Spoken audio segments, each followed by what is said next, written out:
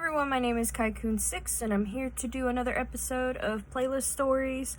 I did meant for this to be like either another shopping haul video or a crafting video, but I haven't been crafting at all. I thought I was going to start actually this week, but a lot has happened during this week. What happened was probably around Thursday or Friday of last week, my husband got sick. I don't know how. He got a cold or something, but it affected his breathing problem, and so he has been staying home a lot lately.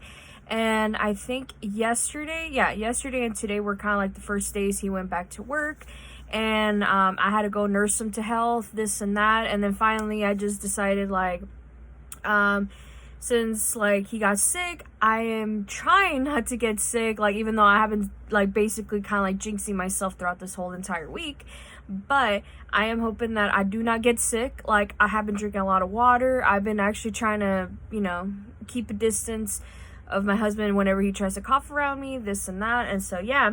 And so I felt like I hope I don't get sick at all, because I just started feeling good, and I was actually trying to clean up the small room a little bit, and then all my attention was on my husband whenever he needed some soup or some ginger tea or even medicine. So yeah, but anyway, so maybe next week will be a crafting video, who knows. But I did wanted to finish whatever big projects I have, and if I need to do more decoupaging or painting, I'll probably just show it off on here and see what happens. But yeah.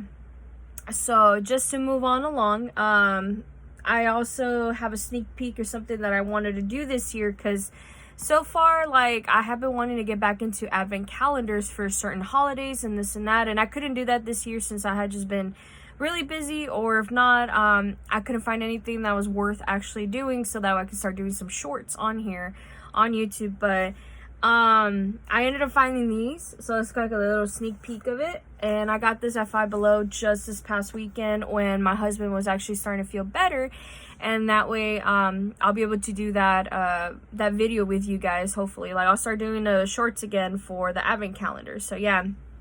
And I have been on the hunt for finding a really good advent calendar I wanted to do this year for Christmas, but I haven't found anything. But hopefully in a future shopping haul video, I'll be able to do that. So yeah.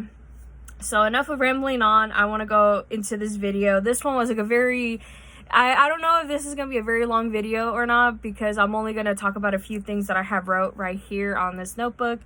And, but yeah, so to start out with, the title of this video is In the Club by 50 Cent. I don't know how many times I have listened to this song growing up, because I've said this time and time again. And if you're new to this video or to this channel, hi, I actually do playlist stories, which is kind of I listen to songs in my Spotify playlist, whether it's from from the 50s, 60s, or if not, something more current. And I remember things through those type of songs where memories are attached to it, and I like to explain those type of memories that are attached to certain songs. And so this song was I don't know, probably around almost my entire childhood, and of course even now as an adult, and I do listen to it still, and this and that. And every single time I listen to the song, it just reminds me of the said individuals I will be explaining in a bit, where they were kind of a part of my life where I thought that I would eventually forget. But me reminiscing a lot, or kind of usually this time of the year I usually reminisce. Usually it's in the spring, and then now it's in the fall winter area where I'm always reminiscing about a lot of stuff. And so yeah, so I just thought you know what, let me explain this for a little bit, so that way it'll be kind of something good for me to take my mind off for a little bit, and then hopefully you guys kind of see where this memory is going technically. So yeah, so I have explained it in a previous video before. I think it was when it was the other 50 Cent song, which was PIMP. I did talk about this individual, which is JC, that I'm kind of going through my notes right now. But yeah, and so I talked about this woman named Erica that my mom was friends with at the time. And I don't know how long I have known this woman, to be honest, because my mom has known her for many, many years. But she recently, like, you know, kind of like stopped talking to her because for a lot of reasons. And I will explain that why. But I will be talking about her and maybe some of her kids that I could remember. And yeah, so there's Erica, and then there's like her kids, which I was kind of afraid of saying their real names because I think I have one of them as a friend on Facebook, but I am not sure. But oh well, if they watch this, well, we'll see if any of this is accurate for you guys. But yeah, the mother's name is Erica, which I've explained all that already before. There's Jose, and I could not remember the oldest daughter's name, and I kept thinking it was Mary or Maida, but I think it's Maida. So yeah, so if I got it wrong, oh well, I'm just gonna call her Maida. And then there's, you know, Danny and Ivan, and then there was Junior, and then another girl, and then some other like other kids. Yeah, it's just this whole family is a mess. Honestly, I would just tell you this right now, where when my mom first met her, like, I think he met her through a job, which I have written down on here, like, my mom met Erica by a job.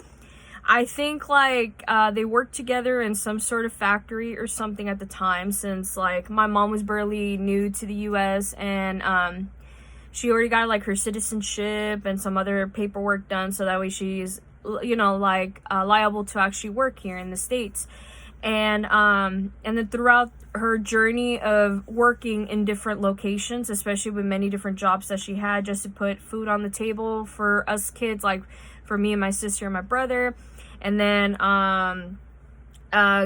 like clothing us, actually getting us to go to school, this and that. She was like a single parent, even though she was married to my dad for a little bit, but after 34 years, she was just like, I had enough. And so she did everything on her own, even without my dad's help a lot. But he did mainly do some of his, you know, like his, you know, duties as a dad also. Like, he was always there for us when we needed to talk or when we needed a laugh, or, you know, just basically ease the tension in the house whenever all of us were actually arguing with each other. But yeah, anyway, so my mom did a lot, and a lot of it had to do with like her socializing with a lot of people. And so once she met Erica, that was like kind of like this chapter of her book. Basically, her life just opened up, and like she wants to close it, like, or at the time she did want to close it, but she didn't know how to get rid of her and this and that, and then finally she just did. So yeah, anyway.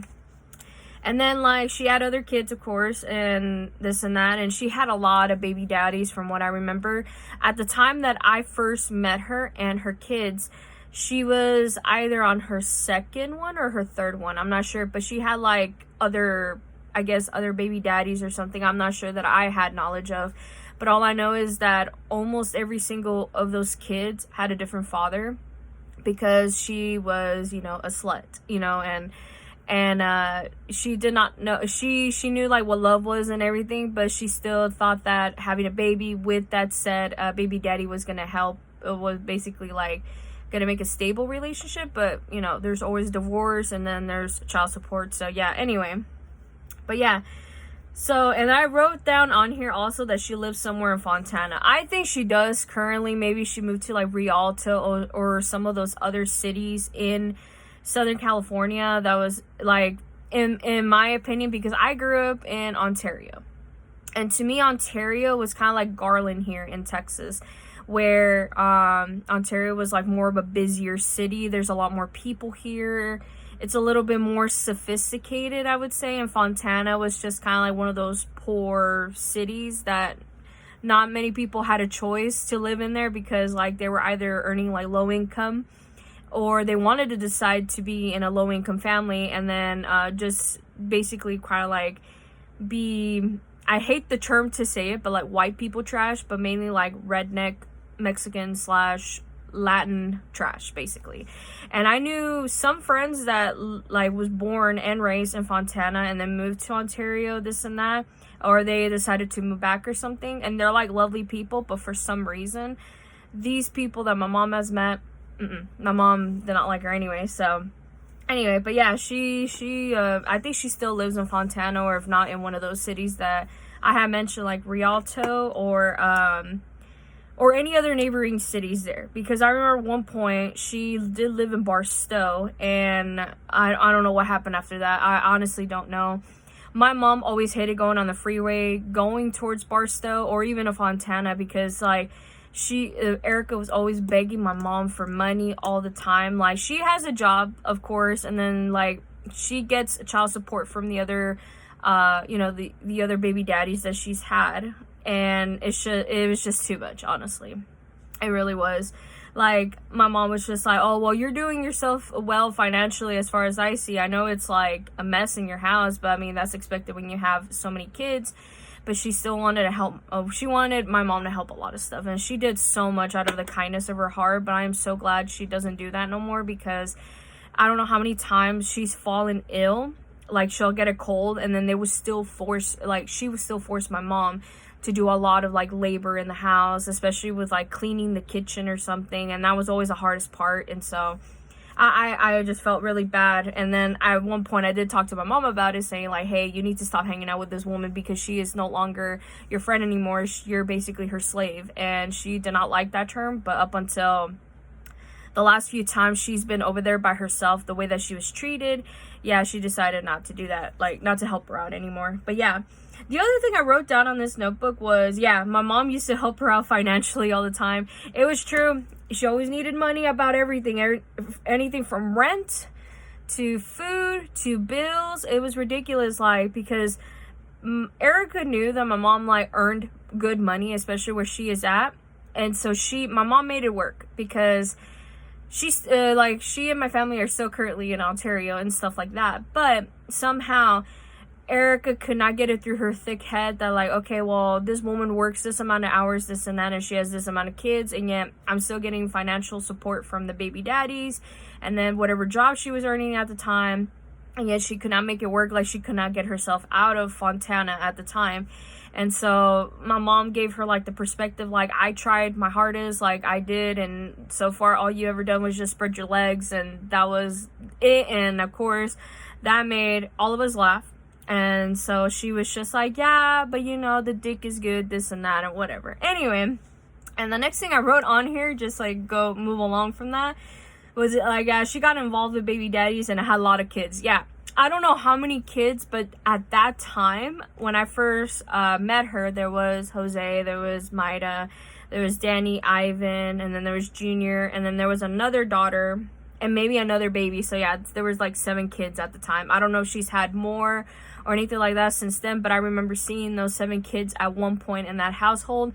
It was a mess. I don't know how they could afford feeding them and stuff like that, other than just WIC and food stamps and this and that. It was just ridiculous. And even the guy that she was dating at the time, he's like blood related to like a few of those kids, and so he was like, well, I'm gonna be taking care of them and my own kids and this and that. So look, kudos to him, right? But he was still, you know, kind of like a dickhead, mainly because like whenever the other baby daddies did show up to like go bug her, meaning Erica, and just to see their kids, he kind of like became like a drunken asshole and just started, you know, whatever, just being the actual like stepdad, and it's like, oh, I'm like the father that stepped up and this and that. So yeah, I don't know what was the problem with that one, I guess, with the other baby daddies. But anyway, and out of all those kids that I have gotten close with was Danny and Ivan. And those kids, like, they were kind of like around my age, because Jose and Maida were like maybe a couple years older than me. And so they have tried to like befriend me and my sister, but it was like not enough, because like at the time, me and my sister, we were on the same wavelength for a lot of stuff, especially when it came to like some humor, to TV shows and this and that. And the only ones that were kind of like relating to it was Danny and Ivan at the time. And so yeah, so I was the one, for me, I felt like I was closest more to Danny than Ivan, but he was always still around no matter what. And then like if his opinion wasn't getting heard of, you know, he'll take it out on Danny, which is, you know, such a sibling thing, right? But yeah, I also wrote down also that they were cool to hang out with. They were like, even though we were kind of like a couple years older than them though, but I felt like I could relate to them so much. Like, we would sit down in the living room and watch SpongeBob all the time, or some other TV shows that they could actually afford, and this and that. And whenever we saw like something interesting, we did talk about it. I don't know, it was like kind of like things where my sister and I try to bond with other kids whenever it got involved with like my mom's friends or even family members, and like we'll find a way how to get on common ground with them, so that way, you know, it won't feel as awkward to talk about or anything like that. So yeah. And but yeah, that's what we did, and they were really cool to hang out with. I don't know, there was just so many things that I wish I could remember, like the conversations that my sister and I had with Danny and Ivan, but a lot of it was just like basically nonsense, because I could not even remember one certain conversation that just stuck out to me, other than, you know, like in the previous video or previous episode of Playlist Stories, where I talked about JC and this and that. And so other than that, it was just like just normal stuff that kids go through, I guess, growing up, and just trying to like get along with other kids, because you were basically forced to come to this household by your parents, especially my mom. And my sister and I, we never wanted to come and visit them because of the fact that they were just rowdy kids also, but we still had a lot of common ground with them and stuff. So yeah. But they did got in trouble a lot, so I'll explain that in a little bit. So yeah. Okay, before I explain this one says, once they got girlfriends, Bubba and I stopped talking to them. And that was true. So, as all, you know, kids do, we do grow up and this and that, and then we turn into adults. But these kids were kind of like forced to grow up really quickly. And at one point, I remember like Danny got in trouble a lot in school. And so did Ivan. I think Ivan got suspended more than Danny. I'm not sure. It was like this back and forth type of thing. Like, they either got detention, they got suspension, but never expelled. Like, they said that they had these warnings, or the school policies over there were a lot different, I guess, from what I remembered when I was a kid. But they got expelled a lot, or they got suspended. Well, mainly suspended. Sorry. I meant like they got suspended a lot, but never expelled. And then when they did, they had to enroll to another school that was nearby, and it was a disaster from there. And like, Erica couldn't control these kids at all. Like, she could barely handle with whatever young kids that they have, or that her and her baby daddy at the time had, or the one that she was dating at the time. But yeah.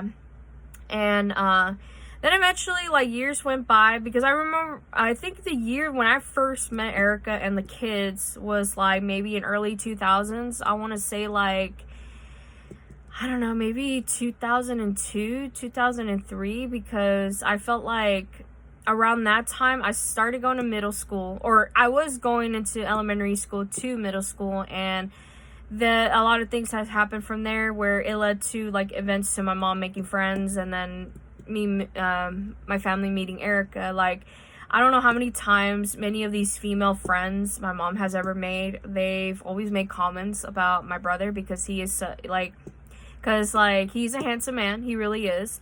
And I have heard many women just wanting to be with him, and my brother's just like, no thank you, you're not my type, because he has a certain type of women that he likes. And I remembered at the time he would go after white girls. And I guess that's where my habit came from, where I like white boys, I guess. I don't know. I was more of like basically physically attracted to American men, I guess I would say. And or somewhat of light skin, I guess. I don't know. But it led to that, because I remember I did try to date certain types of other men, or at least get to know friends of other types other than just like my own race.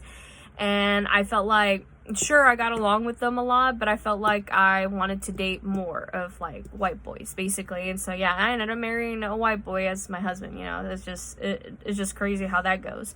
But yeah, so all of these, and Erica was no exception. I remember she would flirt with my brother all the time, and I know he was only like maybe 5 years younger than her at the time, I think, or maybe, I don't know.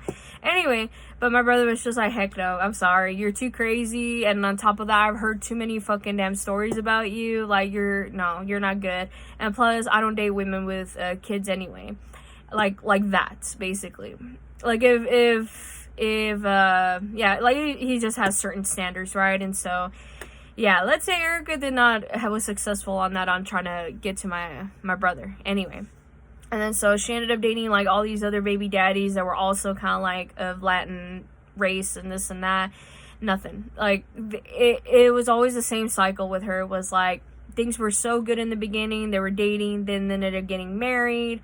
And then they ended up getting a divorce after like so many, like maybe a couple years fighting. And then if they had any kids involved with that, yeah, they had shared custody. So, because everybody knew, including my mom, was like, there's no way this woman can handle all these kids alone. She needs some help.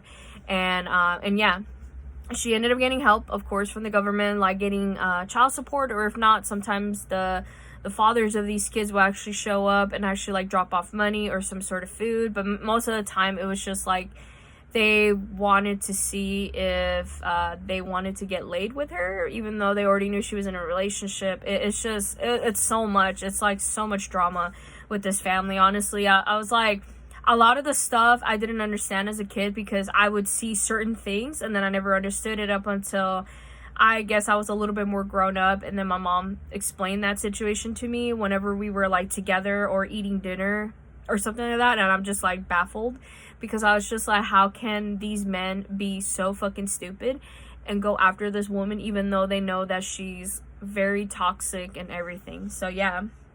But yeah, and then of course it led to these led to us growing up. Like, I think I remember the last time I seen them was like maybe back in 2013, maybe, or maybe later on that time. I wasn't sure. All I remember was, as soon as like this one chapter of my mom's life, and of course everybody else's, was done, another chapter opened where it led to like another friendship that was kind of like very toxic and all that stuff. So I just remembered like the last time seeing Erica and these kids, where like, yeah, I think it was like 2012, 2013, and Danny and Ivan ended up getting girlfriends. They've actually introduced me to them. And I was like, cool. So now, like, that they got girlfriends, I don't think they don't want us to be involved in their lives. And that was really true.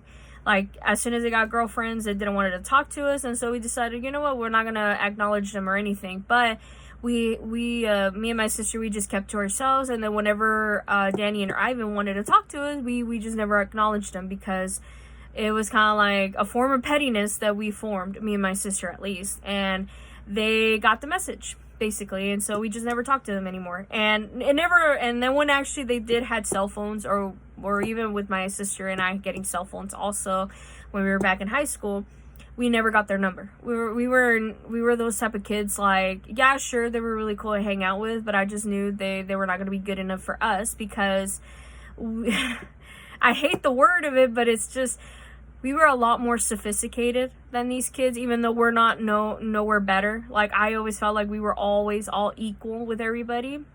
But for some reason, it's just the mindset that I guess I grew up with, where it's kind of like they live in a shitty ass home. Because of their shitty ass parents and the shitty ass decisions they made. And then like my mom is like perfect. She's the queen, and she knew how to make things work and this and that. And so like her putting her effort for her kids was kind of like something that I guess nobody appreciated, and so they thought they could whittle her down to that type of stuff, which is so ridiculous, because I'm just like, my mom has done so much to help you guys, and yet you're still not appreciative of her? Okay, well, fuck you, basically. And so yeah, so eventually, yeah, like at one point, I don't remember what was the name of the daughter, but once she had that baby, for sure, and it was with a different baby daddy at the time, she became like kind of like my mom's favorite kid from that bunch, because she didn't like any of the other ones, because they always got in trouble. They always smart mouth to Erica a lot, and this and that. And so my mom had to be like a mother to them too, but it was just not enough, right?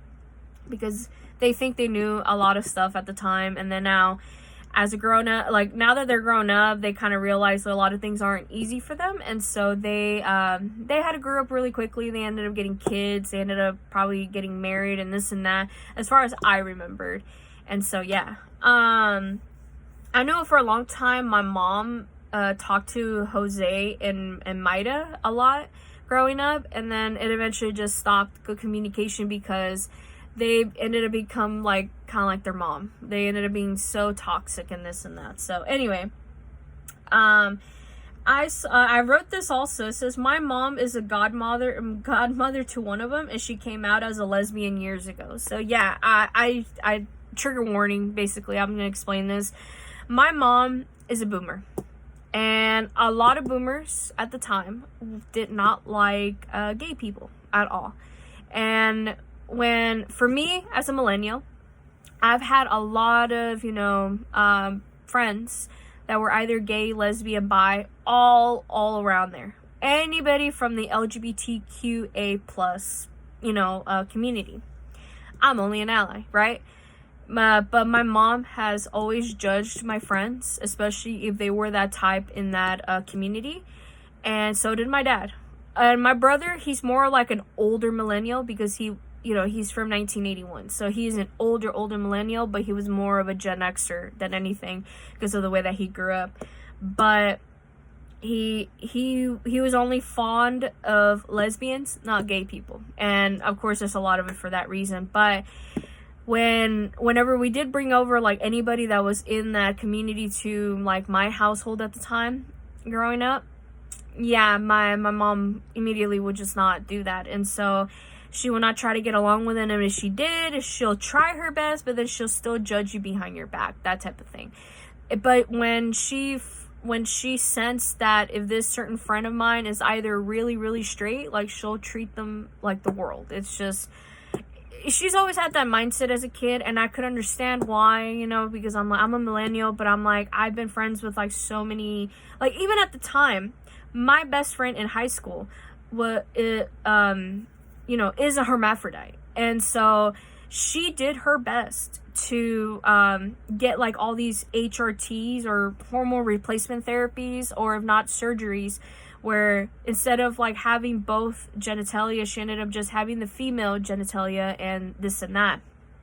So she did her best to basically like be the way that she wants to be, right? But of course she always felt like it was not enough, especially for approval of like other people, right? And so yeah, let's just say like my mom never made it any easier for like that for anybody. But like I said, I still understood, but she was still treating these kids with respect because in the end, they're still kids. They were never loved by their parents that much or something like that, because I guess I attracted, or like I found friends that were like that. And then like I was the only one out of my friends group that actually showed love to my parents, or if not in a certain way. And a lot of them never really felt that type of love from their parents unless it was like forced upon, which was never a good thing. But yeah, anyway, but this little girl, I do not know her name, honestly. I wish I remember her name, but I really don't, because I never really hung out with her at all, especially when she was like really, really young and this and that. But of course I was a kid at the time, but still I was always like, I could relate to Danny and Ivan so much at the time, so I felt like I never needed to know anybody else. Anybody that was older than me, probably, but anyone younger than me, I just felt like I never acknowledged them or anything. But yeah, so this girl, she loved my mom very much. My mom really loved her a lot, and then she basically kind of like disowned her for a little bit. Like my mom disowned her because I don't remember what year it was, that I think it was like one of those last couple years that my mom decided not to talk to her or be around her, where she actually came out of the closet. And she, like, her mom accepted, like Erica did accepted it, but not really, it was just like, oh, it's just like a choice, this and that, whatever. You know how a lot of these a lot of boomers, especially the way that my mom grew up, was like they didn't accept it, right? And then so when she came out of the closet, it broke my mom's heart and decided I don't want to be around her, And so, yeah. And then the last few things I saw, wrote down on here, yeah, the last time I seen them was probably back in 2013. I think it was because around that time, it was like on from there. I felt like I got to hang out with a lot of my friends, and it was like a full year of like doing a lot of activities with my siblings and with my family, and with like Blake and all my friends. Like, it was just so much to do, and during the years I felt like everything was all cramped in that one year, and then it started slowing down since then, but it was really nice. So yeah, and then it led to just like my sister and I never ever visiting Erica's house ever again, because my mom said she had like one more final fight with her, because like apparently my mom went over there as like a quote unquote emergency, I guess, from what Erica said. And the emergency was that she was running low of money on rent, and my mom was just like, I'm not gonna help you with that because I'm barely paying for whatever rent I'm paying right now for my house, and this and that. Is like, well, you have the so and so to help you, and this and that. It's like, yeah, but they also have a life to live for, and they also have other stuff that's financially, like, you know, holding them down, like, you know, kind of like college and bills, this and that. Yeah, we're all sharing the bills, but like, we're not like, you know, you spreading your legs open for men for money and this and that. And of course, Erica took offense to that, tried to fight my mom. My mom would not have it. She ended up getting another friend. Well, Erica ended up getting another friend involved, and let's just say that did not work out because my mom ended up going to an emergency room that time, if I remember, because I remember I was done hanging out with friends that time, and my mom came home, and it was really late at night. It was like, that's so strange. Usually my mom would come home before dinner time just to see if like we already ate, and if we didn't eat, we'll help her cook and this and that, and then that way we can just have a lovely dinner, and then we all go to bed, right? Well, I don't know what happened that day that well, up until my mom told me years later. I think she said that a friend of theirs, and she also happens to be a lesbian, and so my mom didn't like her. She ended up flirting with my mom a little bit just to like diffuse the situation. Of course, my mom was like, fuck no, like, I am not that type of woman. I like dick. I like men, basically. I'm straight. And so she's like, well then, okay, well then what we're gonna do about this? And it's like, you can't just mistreat, you know, Erica like this. And it's just like, no, I'm gonna treat her the way I'm gonna be treating her, because she's been treating me like shit for years. And so I guess that friend did not like that. And then the only thing I knew about her is just that she used to work in a thrift store nearby where my mom and I used to thrift at, I guess. I don't know. Anyway, she ended up punching, like, my mom ended up punching her in the face, and then that woman also punched my mom in the nose, and it broke the bridge of her nose, where in the emergency room they had to do like last minute, you know, surgery for her nose. And then now she has like this kind of like this weird shape on her nose. Well, not really weird, but it's like it kind of formed her nose the way that it is now, because she used to have it a little bit pointier, but now it's a little bit more rounded, right? I don't know, it was just so weird. And so since that day, my mom decided, like, I'm not gonna be over there anymore. And then of course the cycle starts where Erica starts begging my mom for a lot of stuff. My mom couldn't like ignore the kids or this and that, and so she'll like try to see what the situation is. She'll go visit her. It would be the same situation except without fights. And then so eventually my mom just stopped talking to her entirely. And then as soon as she ended up getting a Facebook for herself, which that took years later, Erica did find a lot of us on Facebook and try to add us, but my mom was like, yeah, you should delete her or block her. And I said, what happened? And so she's like, she's into witchcraft, this and that. And I was like, oh, okay. So I ended up blocking her, which I'm just like, I don't want none of that nonsense following me all the way here in Texas, you know? And so, yeah. But yeah, the last thing I have wrote down here before I will end this video is, I do hope they are doing well. Yeah, even despite everything that has happened, like, it's not the kids' fault. It's mainly Erica's fault for the way that she raised those kids, the way that she treats them, because she used to beat them all the time. Like, it felt like in my perspective, I felt like, shoot, even my mom was not that abusive at all. Like, sure, she disciplined us all three kids because She didn't have no patience or anything, and of course it's always the generational trauma that it happens, but she did try to break the cycle, and she did good, right? But I feel like, yeah, that generation was just not, I guess they didn't want to stop that trauma, and so it led to these kids being a little bit more rowdy. They got in trouble a lot. I think at one point they even went to jail for something.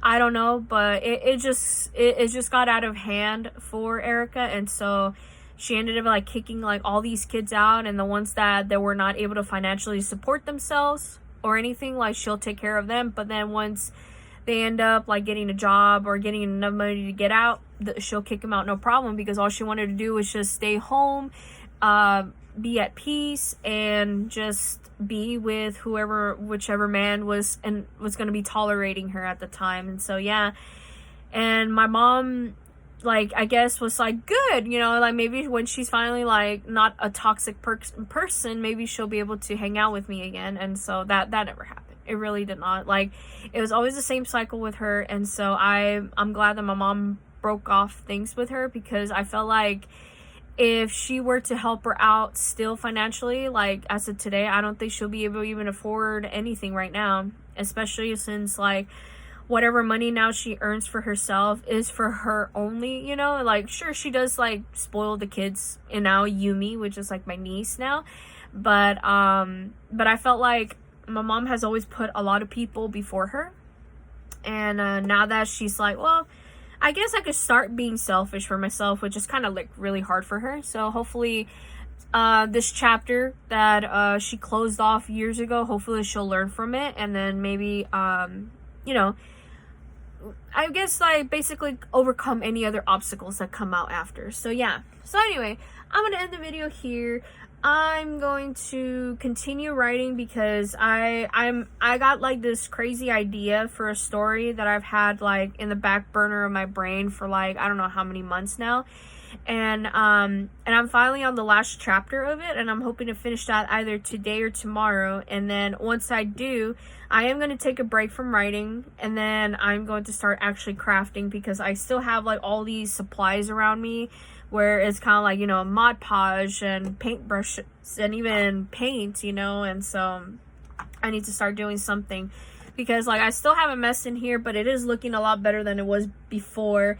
And then hopefully I'll be able to do a lot more things now with Mercari, since I have a lot of stuff piled up and in certain stuff, excuse me, that it's easier for me to access.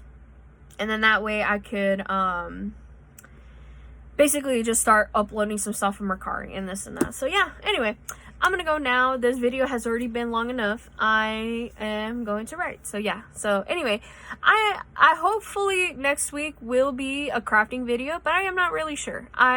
It might be another shopping haul video or something. I am not sure, but wherever comes, it'll just come. Or if not, like I'll have to like postpone it for another week or something like that. I'm not sure. Like I'm just still trying to like think about, like, hopefully my husband feels better, like maybe he's 100% better hopefully soon, and if not, I'm gonna be nursing him for the rest of the week, and then maybe I'll see if I'll be able to upload a video hopefully next week, and if not, who knows. But yeah, so anyway, I'm gonna go now. So hopefully you guys have a lovely day and a lovely week, and I'll see you guys next week. All right, bye everyone.